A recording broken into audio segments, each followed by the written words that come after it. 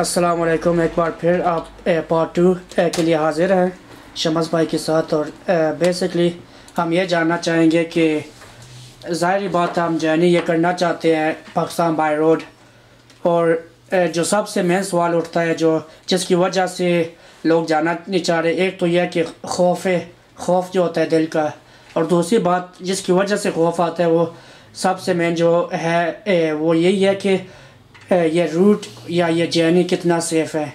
शमस भाई प्लीज़ आप एक बार हमको ये एक्सप्लेन कीजिएगा कि how safe is this route and is this a route where you can travel without any problems? Yes, of course. I'll start from Iran, क्योंकि हमारा सबसे पहला कंट्री जिसके बारे में मोर कंसर्न है लोगों के दिलों में वो है ईरान। क्योंकि तुर्की तक बाय रोड जाना या वैसे ट्रैवल करना लोगों में आम है, बहुत ज़्यादा लोग ये सफ़र कर रहे हैं। लेकिन ईरान एक ऐसा कंट्री है जो ऑलमोस्ट पूरी दुनिया से कटा हुआ है। उसके रीज़न उसके सम इंटरनल इश्यूज़ हैं, उसकी सिक्योरिटी कह लें, कुछ ऐसे रीज़न्स हैं जिसकी वजह से ईरान में बहुत ज़्यादा विज़िटर्स नहीं जाते। कुछ उनका वीज़ा स्ट्रक्चर ऐसा है, उसमें कुछ प्रॉब्लम्स हैं जिसकी वजह से लोग ईरान का सफ़र करने के लिए नहीं जाते ज़्यादा लोग। हाँ, कुछ लोग ऐसे जिनके दिलों में ज़ियारतों का शौक़ होता है, वहाँ पे बहुत ज़्यादा इस्लामी ज़ियारात हैं, इस वजह से जो लोग जाते हैं वो ईरान के बारे में जानते होंगे। अदरवाइज़ ज़्यादा लोग ईरान के बारे में नहीं जाते। सो स्टार्ट करता हूँ ईरान से। ईरान की जो सिक्योरिटी है वो काफ़ी अच्छी है। लोगों के दिलों में ये जो बातें हैं कि ईरानी लोग लूट लेते हैं, ईरानी लोग मारते हैं, या ईरानी लोग पता नहीं क्या, वो कोई हवा बनाया हुआ है हमारे लोगों ने। ईरानी लोग कैसे हैं, जितना मेरा एक्सपीरियंस हुआ है 5-6 ट्रिप्स जो मेरे हैं उनके हिसाब से ईरानी लोग बहुत अच्छे हैं। मेरा जो फर्स्ट ट्रिप था उसमें मैंने आपको बताया कि फर्स्ट मेरे दोस्तों को वीज़ा अलाउ नहीं हुआ था, मुझे पहले जाना पड़ा, अकेले जाना पड़ा था। तो मेरा रास्ते में एक्सीडेंट हो गया था, और एक्सीडेंट में मैं वहाँ पे अभी मेरी गाड़ी खड़ी भी नहीं हुई थी, 5-6 मिनट गुजरे थे। एक ईरानी इंजीनियर था, वो वहाँ से गुज़रा, उस बंदे ने गाड़ी रोकी, मेरा हाल पूछा। उसके बाद उस बंदे ने उस वक़्त से लेके शाम के 8-9 बजे तक उसने अपने काम से छुट्टी कर ली। उसने मुझसे एक पैसा भी नहीं लिया, और सारा दिन उसने मेरी हेल्प करने में गुजार दी। सबसे पहले गाड़ी उठवाने में, उसके बाद पुलिस रिपोर्ट्स बनवाने में, क्योंकि उसने ये सारी, मुझे तो इन्फॉर्मेशन ही नहीं थी क्या होना है। गाड़ी तो सस्ती सी थी क्योंकि मुझे ये एक रूट देखना था, इस वजह से वो गाड़ी का मसला नहीं था। लेकिन इशू ये था कि मेरा एक्सीडेंट हो चुका था। मेरा एक्सीडेंट हुआ था साइड पे पुल के साथ, गाड़ी मेरी टूट चुकी थी। तो उसने ही मुझे बताया अगर आप इस सिचुएशन में गाड़ी आगे लेके जाते हो, आपके पास पुलिस रिपोर्ट्स वगैरह नहीं है, तो बॉर्डर के ऊपर आपको ट्रबल का सामना करना पड़ेगा। सो उस अल्लाह के बंदे ने फिर मेरी हेल्प की, पुलिस रिपोर्ट्स बनवा के दी। मेरे पास अभी तक उसकी रिपोर्ट्स पड़ी हुई हैं, पुलिस वालों की पुलिस रिपोर्ट्स बनवाई कि हमारी किसी किस्म की जो है किसी गाड़ी को कोई डैमेज नहीं हुई, हमारी कोई रोड डैमेज नहीं हुई, इस तरह की रिपोर्ट थी। ऑब्वियसली वो फ़ारसी में थी। उसके बाद गाड़ी का जो है रिकवरी ट्रक, उसका अरेंज करवाया, गाड़ी पे बिठाया। फिर उस गाड़ी का नंबर वगैरह उसने नोट किया, उसने अपना नंबर मुझे दिया और मुझे बोला कि बिल्कुल बेफिक्र होके जाना, ये ट्रक की इन्फॉर्मेशन मेरे पास है, अगर कोई भी ये ट्रक वाला प्रॉब्लम करेगा तो मैं इसे छोड़ूंगा नहीं। सो उस बंदे का एहसान मैं कभी भूल नहीं सकूँगा। एक तो वो ये थे, एक और डॉक्टर साहब थे कि मैं जब ईरान में फर्स्ट टाइम एंटर हुआ था तो मेरे पास मैप नहीं था ईरान का, मेरी गलती, रास्ते में लास्ट हो गया था। उसकी वजह से मुझे काफ़ी इन्फॉर्मेशन जो है थी वो मेरी लूज़ हो गई, मुझे समझ नहीं आ रहा था मैं क्या करूं। इंग्लिश बोलने वाले बहुत कम लोग थे, पैसे मनी एक्सचेंज जो थी मेरे पास वो नहीं थी ईरान की।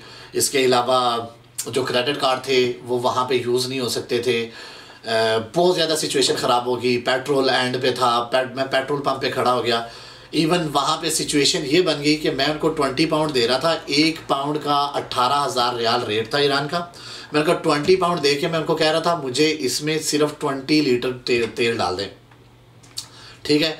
और वो 20 पाउंड का अच्छा खासा तेल आता था, लेकिन उसके बावजूद वो बंदा मुझे समझा नहीं पा रहा था। ज़ाहिर है वो फ़ारसी बोल रहा था, मैं फ़ारसी जानता नहीं था, और वो इंग्लिश बोल नहीं सकता था। एंड में क्या हुआ कि उस बंदे ने मेरे सामने एक पेपर उठाया, उसको फाड़ा और मुझे इशारा किया कि तुम्हारे पैसे मेरे लिए इस पेपर से ज़्यादा नहीं है। वहाँ पे एक और डॉक्टर साहब वहाँ पे डॉक्टर साहब आए थे, उनकी मेहरबानी, उन्होंने फिर मुझसे पूछा क्या प्रॉब्लम है और उन्होंने मेरी हेल्प की। उन्होंने मुझे मैप बाय करके दिया और एज ए गिफ्ट दिया, उन्होंने मुझसे पैसे नहीं लिए। फिर उसके बाद वो अपनी गाड़ी में मुझे एयरपोर्ट के नज़दीक छोड़ने आए गाड़ी तक। फिर क्योंकि मुझे उन्होंने बोला कि तुम्हारा जो मनी एक्सचेंज है वो तुम्हें एयरपोर्ट से मिल जाएगा, टर्मिनल से, वहाँ से तुम्हें मोबाइल का सिम कार्ड भी मिल जाएगा, वहाँ से तुम्हें बाहर निकलोगे तो साथ ही पेट्रोल पंप है, वहाँ से तेल भी ले सकते हो। सो ये 2 बंदे तो हैं, इनका तो मैं एहसान वैसे भी नहीं भूल सकता। इसके अलावा हमें बहुत जगह पे प्रॉब्लम पड़ी, मतलब फर्स्ट सेकंड थर्ड काफ़ी ट्रिप्स में प्रॉब्लम्स पड़ी, लेकिन जिस भी ईरानी के साथ हमारा पाला पड़ा वो बंदा अच्छा निकला। रूट जो ईरान से निकलता है, जितने भी रोड्स निकलते हैं उनकी मोटरवेज बहुत सेफ़ हैं, उनके साइड रोड्स बहुत सेफ़ हैं। वहाँ से सहरा से आप जब गुजरते हैं वहाँ का डेजर्ट बहुत अच्छा है, मतलब आप सिक्योरिटी फील करते हैं वहाँ पे। जगह जगह पे पुलिस कैमरे लेके बैठी हुई है, आपको कोई किसी किस्म की परेशानी नहीं होती। सो सेफ्टी के बारे में। उसके बाद है पाकिस्तान। यस, पाकिस्तान में little bit issue safety concern है, वो हर बंदा जानता है बलूचिस्तान में, लेकिन बहुत कम लोग ये जानते हैं कि ईरान बॉर्डर से लेके क्वेटा तक हमारे हर 10 से 15 मील के इस फासले पर पाकिस्तानी रेंजेस की चेक पोस्ट बनी हुई हैं।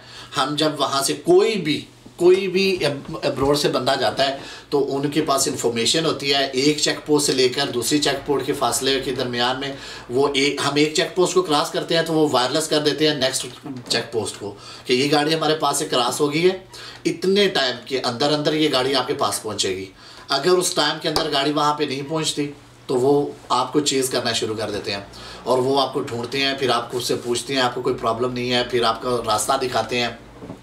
दालबदीन उसमें इशू है, अगर आप ये सफ़र कर रहे हैं दालबदीन में आपका रुकने का प्रोग्राम है बलूचिस्तान में तो मत रुकिएगा, वहाँ पे कुछ इश्यूज़ हैं। इसके अलावा वो तो है बॉर्डर पे, वो आपको बता देते हैं। बहरहाल इश्यूज़ हैं छोटे मोटे सेफ्टी के बारे में। ईरान में तो कोई नहीं है, बलूचिस्तान में है, लेकिन अगेन पाकिस्तान वो जगह है जहाँ हम वैसे भी रहते हैं। जो पाकिस्तान के हालात थे और अल्हम्दुलिल्लाह जितने बेहतर हो रहे हैं इन हालात में, आप अगर देखें कि पिछले कुछ महीनों से बलूचिस्तान में कोई छोटी मोटी कार्रवाइयाँ अगर दहशतगर्दों की हुई हों तो वो अलग बात है, लेकिन कुछ ख़ास बड़ा नहीं हुआ, जिसकी वजह से हमको पता चलता है कि सिक्योरिटी काफ़ी बेहतर है। सिक्योरिटी के बारे में आई डोंट थिंक कि आपको कुछ वरी करना पड़ेगा। अगर आप गाड़ी पे जा रहे हैं तो आपकी हर किस्म की सेफ्टी जो है उसका लिहाज वो पुलिस वाले भी करते हैं, रेंजर्स भी करती है, लेवीज़ वाले भी करते हैं। सो वो बिल्कुल ऐसे ही आपको ट्रीट करते हैं जैसे आप उनके सगे भाई हैं। इसके अलावा और कोई क्वेश्चन आपके पास हो तो? Thank you for the information, which is quite helpful. It helps the viewers as well, because every time anyone wants to travel, they do look at the safety aspect, and also it's all about how safe it is, which is well explained. So within the safety aspects, did you get any sort of police convoy which drove with you through, or is that something that people can get if they are scared and they did want to get a police convoy through Iran and also Pakistan? Is that something that they do provide, or you can ask for? Yes, you can ask for police convoy. You can ask from the Iranian border, or you can ask from the Pakistani border. They will provide you the security, and you don't need to worry about. You have to. Obviously, if you're traveling from UK or Italy or France or Germany, wherever you're traveling from, if you have a passport for your own country, then they will give you the police escort, and the custom officers they will take you from the border to the next border, so you don't need to worry about this part. Thank you very much. अच्छा, ये सिर्फ आखिरी जो बात है इस video की जो जानना चाहेंगे ये है कि द सर्च प्रोसीजर्स जो है हर बॉर्डर के ऊपर वो किस तरीके के है, कि वो पूरी गाड़ी सर्च करते हैं या? हाँ, सर्च के बारे में ये है कि तुर्की तक तो बहुत कम ऐसा होगा कि कोई बंदा आपको रोकेगा, अनलेस कि आप किसी भी कंट्री को क्रॉस कर रहे हैं और आप उसकी हसास इमारतों की पिक्चर्स नहीं दे रहे। फॉर एग्ज़ाम्पल, आप कहीं पे खड़े हैं, आपके सामने बैंक खड़ा है और उसकी बिल्डिंग अच्छी है, आप उसकी ब्यूटी के लिए आप उसकी पिक्चरें बना रहे हैं, तो वो प्रॉब्लम होगी, इशू होगा। वो आपकी स्टेट भी आपकी कंप्लेन, क्योंकि वहाँ पे पाकिस्तानी इतने हैं नहीं, तो जो पाकिस्तानी होते हैं उनकी पाकिस्तानी या इंडियन कह ले या जो भी बंगाली कह लें, अगर इस रास्ते से गुजर रहे हैं तो वो बहुत जल्दी उनकी नज़रों में आ जाते हैं। बहुत कम है इन लोग कंट्रीज़ में, जब हम पिक्चर बनाने की कोशिश करेंगे किसी ऐसी जगह की तो वो बहुत जल्द आप पकड़े जाएंगे, वो रोकेंगे आपको, आपकी सर्च करेंगे, आपके कैमरेज चेक करेंगे, हर चीज़ की तलाश लेंगे।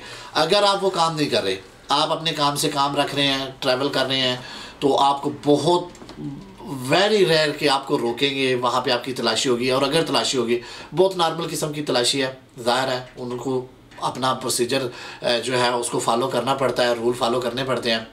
ईरान तक तो कोई ख़ास इशू नहीं है, ईरान के बॉर्डर तक जब ईरान में आपने एंट्री लेनी है वहाँ पे first time as I mention before कि ईरान की सिक्योरिटी सिचुएशन इस वक्त बहुत बुरी है।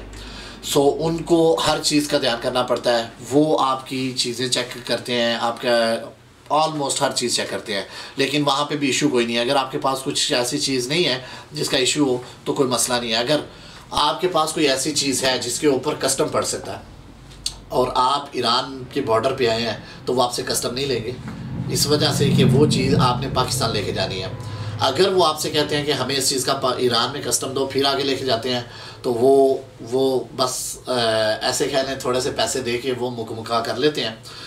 हालांकि उनको आप बेहतर यही है कि आप कोई ऐसी चीज़ ना लेके जाइए जिसके ऊपर वो उनको मौका मिले और वो आपको तंग करें। हाँ, रिश्वत वो आम है ईरान में, वो वहाँ पे आपको एटलीस्ट 200 से 300 यूरो जो है, ऐसे कह लें 250 पाउंड, 250-300 पाउंड जो है ना, वो आपको एज ए रिश्वत की मद में ईरानियन बॉर्डर पे वो शायद पे करने पड़े। वो भी जब आप तुर्की से ईरान में एंटर हो रहे हैं, जब आप ईरान से पाकिस्तान में एंटर होते हैं तब आपको कुछ भी नहीं देना पड़ेगा, लेकिन पहले यस आपको वहाँ पे कुछ पे करना पड़ेगा।